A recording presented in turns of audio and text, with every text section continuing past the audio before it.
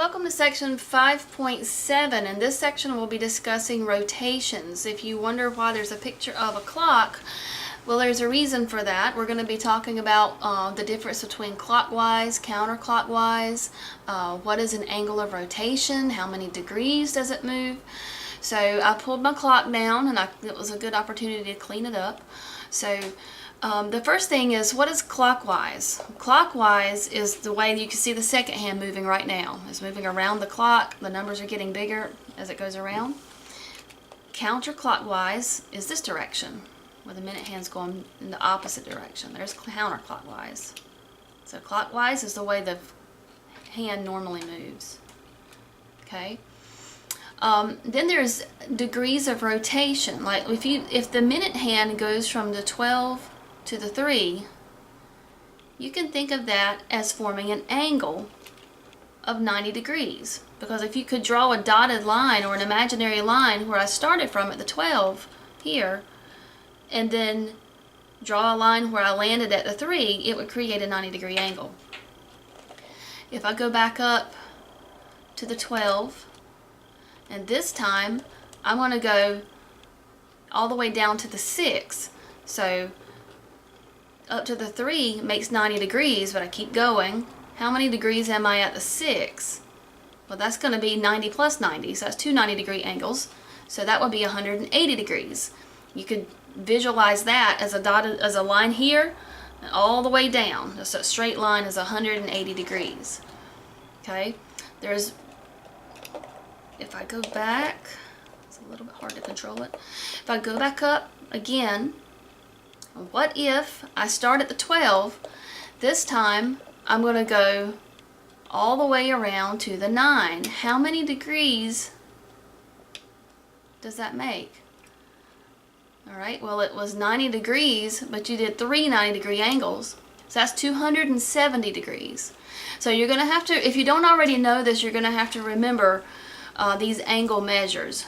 Alright, so let's do it again. Alright, so starting here, that made a 90-degree angle. Okay, and then starting from the 12 going all the way down to the 6, that made 180 degrees. And then if we go back to the 12 and go all the way around to the 9, that was 270 degrees. Okay, what if I start at the 12 and now I go all the way around back up to the 12 again? How many degrees is that? That's a complete circle. That's 360 degrees. So you've probably heard that a circle has 360 degrees. That's where it comes from. Okay, so you're going to have to remember what a 90-degree angle means, a 180-degree angle, a 270-degree angle, and a 360-degree angle. Alright, and we are ready to look at our notes for section 5.7. So you should have a paper that looks similar to this.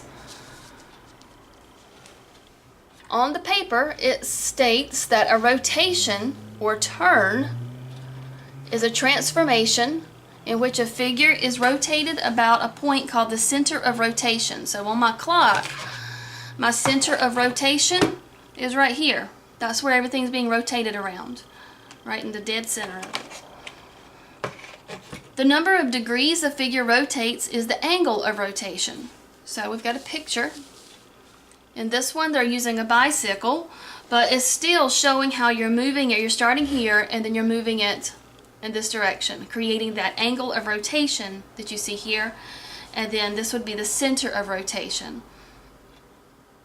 The original figure and its image have the same size and shape when you do a rotation. So remember that this is the original figure, where the point where you end would be called the image. Okay, nothing is changing about these two figures. They're just rotating about a certain point. They're still the same size, still the same shape. So that's the concept. We're ready to look at some examples. Before we do this section, I'm going to be using wax paper. So I'm going to try to bring this into the classroom. You just pick up some wax paper at the grocery store. You can get some. You can ask your parents to pick up. You might already have some at your house that you can use. This is going to make these problems, you really need this. You also need some graph paper for these problems. So some of them have graphs provided, but you are going to you're going to have graph paper, and you really need to have some really thin see-through tracing paper that you can use for these problems. Otherwise, they're going to be pretty confusing. All right, so in my first one, it says, tell whether the shaded figure is a rotation of the non-shaded figure about the origin. If so, give the angle and direction of rotation. All right, now what does all that mean? All right, first thing, here's let's see, we've got the shaded figure is this one. Okay, so we're comparing it to the non-shaded. When it says rotated about the origin, that means that if you put your pencil right on the origin and you were to rotate your paper around that point, where would that figure end up? Would it be where the shaded one is? That's what they're asking us. So you're using that origin as your point of rotation, just like the center of the clock. Okay? So if it is a rotation, give the angle. So that would be either the 90 degrees, the 180 degrees, depending on how many times you had to turn it or how far you had to turn it. Maybe 270 or maybe even 360. And then they want us to give the direction of rotation. So direction of rotation means clockwise versus counterclockwise. Okay? So for this problem, I'm going to tear off a little piece of paper from my wax paper.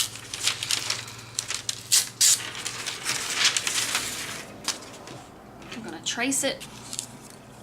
So what I'm going to do here, I'm going to trace the x-axis and the y-axis. I need to have those where I can see them.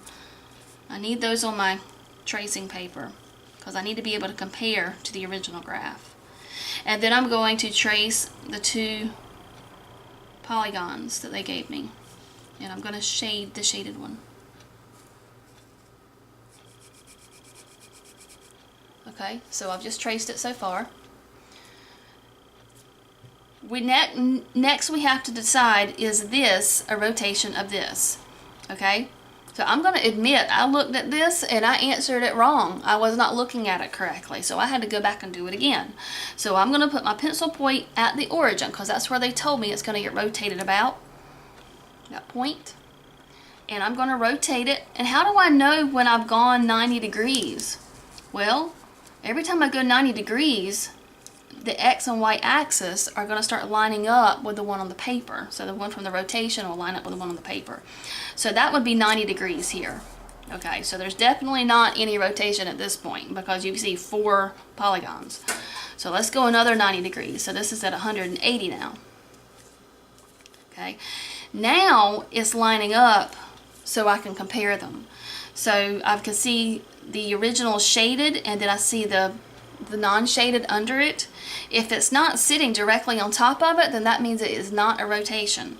And you can see the same thing over here. It's not sitting directly on top of it, so the answer to this one is no. So let's say no. Okay, let's do the same thing for number 2. Get some more tracing paper.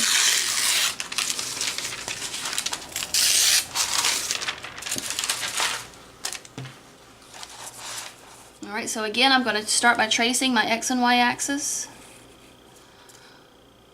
I'm just going to trace the lines as a reference, and then I need to trace the 2 polygons and shade the shaded one.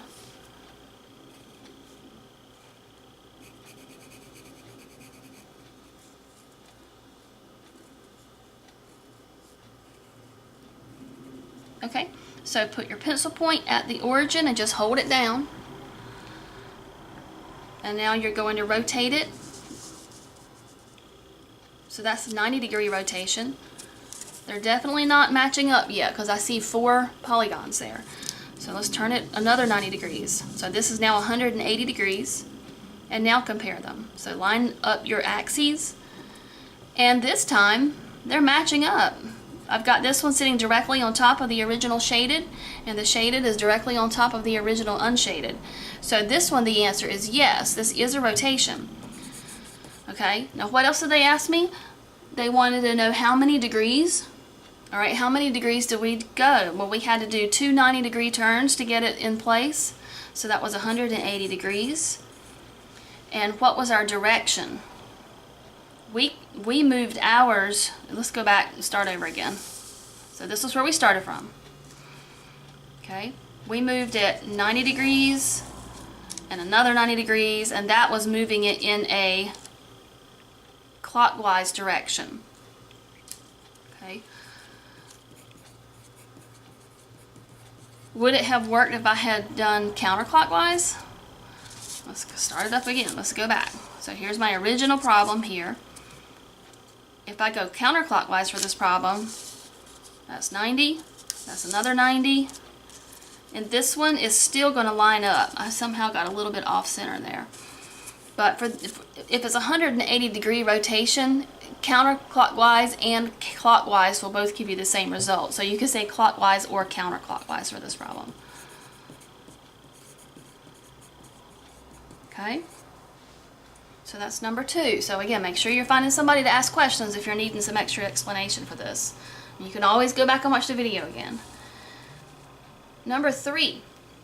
The vertices of a triangle are A, order pair 1, 1, point B is at 3, 1, and point C is at 3, 4. Rotate the triangle as described. Find the coordinates of the image. So for number 3, we've got a 90-degree rotation clockwise about the origin. And I need some more paper.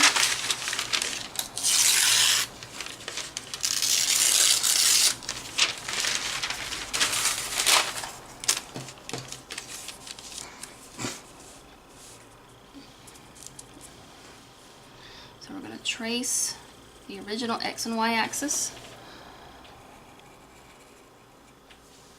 And we need to put in our points. We've got a point A at 1, 1.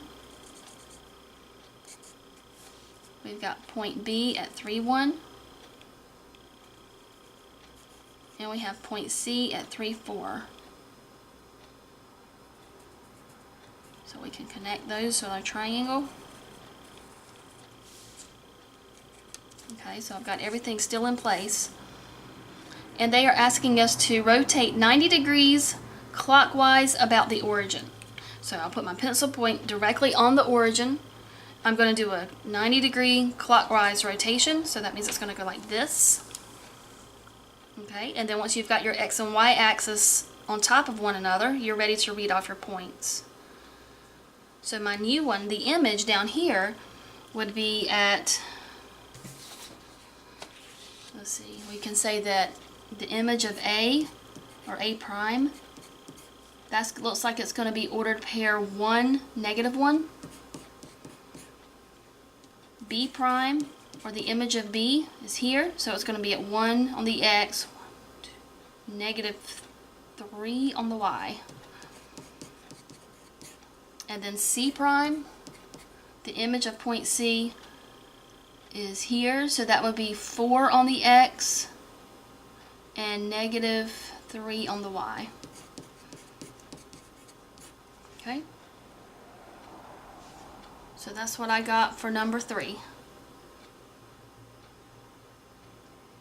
Okay.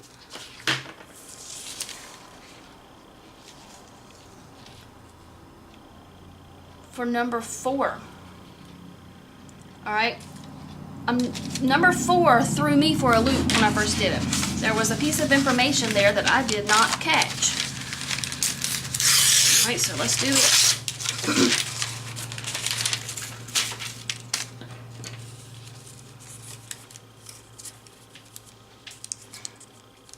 We'll trace the X and the Y axis. Okay. We want to find the ordered pair 1, 1, 3, 1, and 3, 4. So that's A, B, and C. Connect those to make your triangle. Okay. In number 4, the directions are asking us to rotate at 270 degrees counterclockwise about, and that's the key word right there that messed me up. They want us to rotate it about vertex A. Okay, guess where Miss Lewis wanted to rotate it around? I wanted to rotate it around the origin because that's what I was doing in the other problems. They want me to rotate this around vertex A. So that means vertex A will be my center of rotation. That means I'll put my pencil point right here on point A, and I will rotate around this point. Okay, and I have to go 270 degrees, and I have to go counterclockwise. So that means I'm going to go, that's going to be 90 degrees, that's 180 degrees, and then that's 270 degrees right here. Okay, now you'll notice the X and the Y axis are not going to line up perfectly for you this time because you didn't rotate it around the origin. So line it up the best you can. Just try to get the vertical lines on top of the grid, and try to get the horizontals on top of horizontal lines. And then carefully read your coordinates. You got to pay close attention to where the original graph was located. So that was the origin right here. So you're going to have to read the points from this point. So point A, you will go 1, 1. So that's going to be A prime. Is that 1, 1? The image of B is here, and that's going to be 1 on X, negative 1 on Y. And point C is over here, and my graph is not perfect, but it looks like it's at 4 on the X and negative 1 on the Y. Okay. So 4, negative 1, 1, negative 1, and 1, positive 1 are the correct coordinates. Okay, so you might have to go back and watch that video again, or that example again, because there was kind of a lot going on there. And there's a lot going on in number 5 too. So in number 5, it says a triangle is rotated 180 degrees about the origin. Its image is reflected in the x-axis. The vertices of the final triangle are negative 4, negative 4, negative 2, negative 4, and negative 3, negative 1. What are the vertices of the original triangle? Okay, so they're giving you the end result and asking you to work backwards to find the starting point.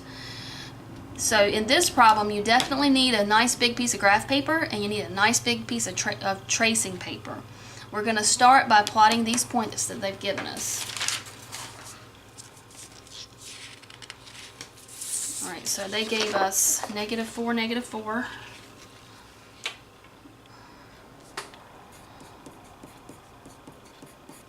Negative 2, negative 4. And negative 3, negative 1. Let me zoom out.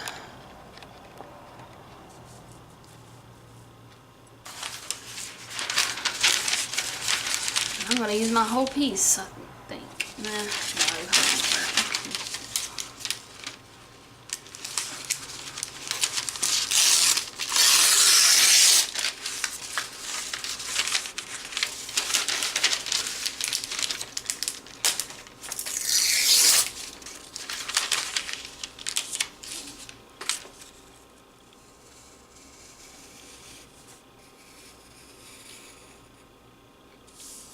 So I'm going to start by tracing my X and Y axis.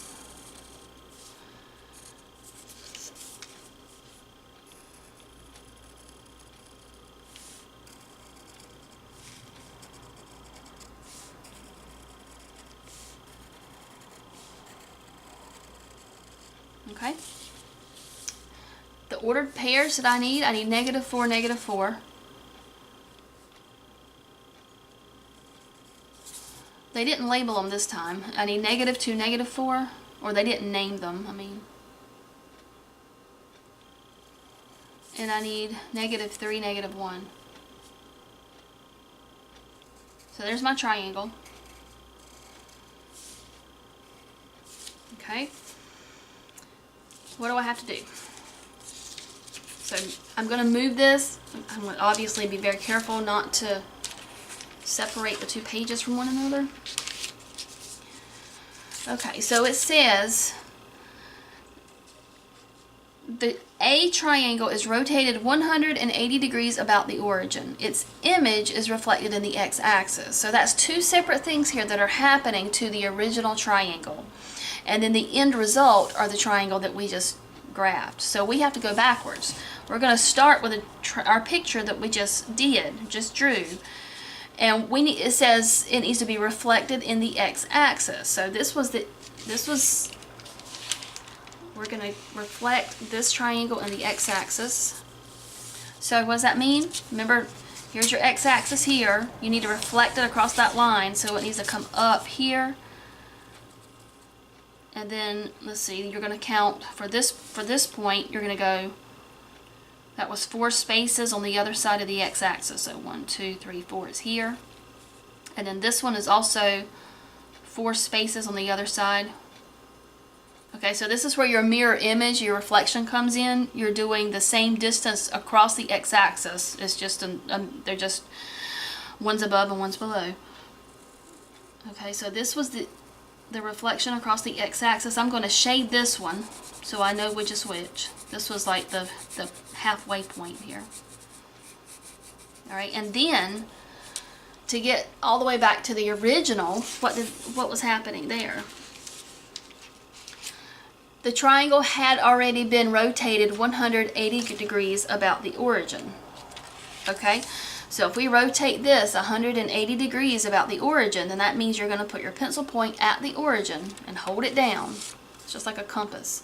You're going to rotate it. You're going to do a 90-degree rotation, and then you're going to do another 90-degree rotation, and it's going to look like this.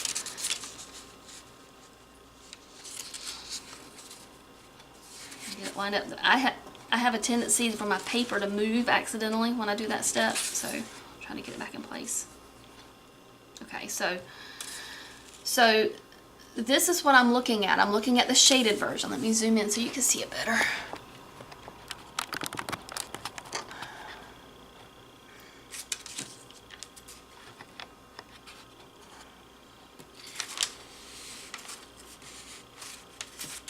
Okay, so looking at the shaded piece, before it was rotated that 180 degrees, it was back here. These coordinates are going to be, this one would be at 3, -1. This one is at 2, -4. And this one is at 4, -4. Okay, so these are the coordinates that I'm getting for number 5. I got 3, -1, 4, -4, 2, -4. Okay, so I know that's a lot of information, but it's the last section for chapter 5, so that's what tends to happen at the end of the chapter. So, what you're going to be doing next is going on to the practice A problems and trying to do those. We'll be doing these together in class, of course. You need to have graph paper and you need to have some tracing paper, and again I will work on bringing the tracing paper in for you. So that's the end of section 5.7 notes. Thank you.